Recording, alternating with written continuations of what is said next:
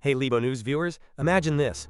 The US government just ended the longest shutdown in history after 40 days of pure chaos. But in exchange, 15 million people might lose their health coverage next year? What went down? On Sunday night, November 9, 2025, the US Senate voted 60-40 to invoke cloture on an amended continuing resolution, paving the way to end the shutdown that started October 1st.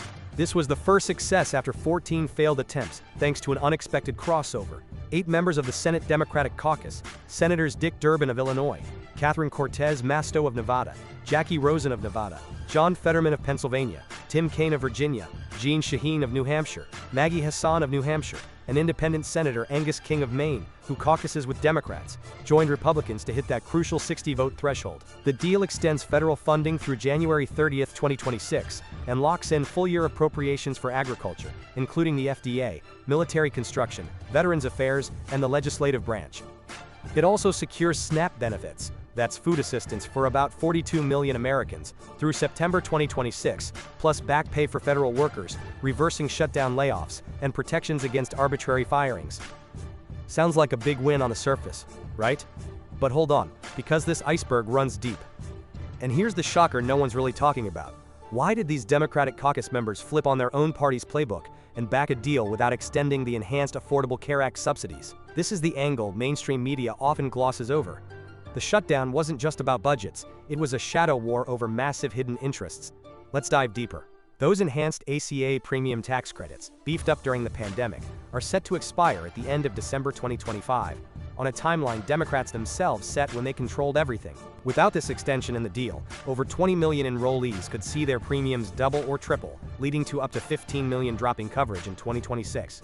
But here's what slips under the radar. Insurance companies stand to lose tens of billions in direct subsidies from the US Treasury. Could that be the real reason Democrats filibustered 13 times before, holding up SNAP, delaying paychecks for millions of federal employees, and even disrupting air travel? They were pushing for a $1.5 trillion Democrat package that included expanding coverage to immigrants, what Republicans call free healthcare for illegals.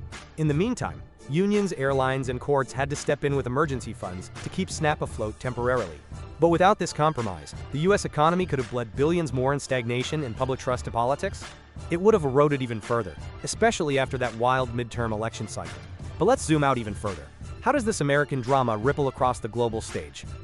While mainstream outlets zero in on domestic fallout, the shutdown's tentacles stretch worldwide in ways that could reshape international dynamics. For starters, analysts estimate the 40-day ordeal shaved off 0.1 to 0.2 percentage points of U.S. economic growth per week, totaling a potential $7 to $14 billion hit at home. But that cascades globally through supply chains. Think about it. Delays in U.S. customs inspections and regulatory approvals disrupted shipments from Asia's factories to European markets, amplifying bottlenecks in everything from electronics to pharmaceuticals. International travel took a nosedive too, with air traffic snarls and reduced tourism confidence potentially costing billions in ripple effects for global airlines and destinations reliant on American visitors. And what about foreign aid and military ops? Shutdowns freeze funding for programs like USAID, leaving allies in Ukraine, Israel, or Taiwan hanging on delayed support, which could embolden adversaries like China or Russia to test boundaries. Even asset classes worldwide felt the tremors. Stock markets in Europe and Asia dipped amid uncertainty, and a prolonged crisis might have pressured the Fed's rate decisions, influencing global borrowing costs. The hidden question here: does this expose America's political gridlock as a vulnerability that erodes its superpower status, inviting other nations to fill the void in leadership? So is this deal a lifeline or just a band-aid? It promises a Senate vote on ACA legislation by mid-December, but no guarantees it'll pass. Will Republicans budge? Or will Democrats keep playing political chicken with people's lives, and now, the world's stability?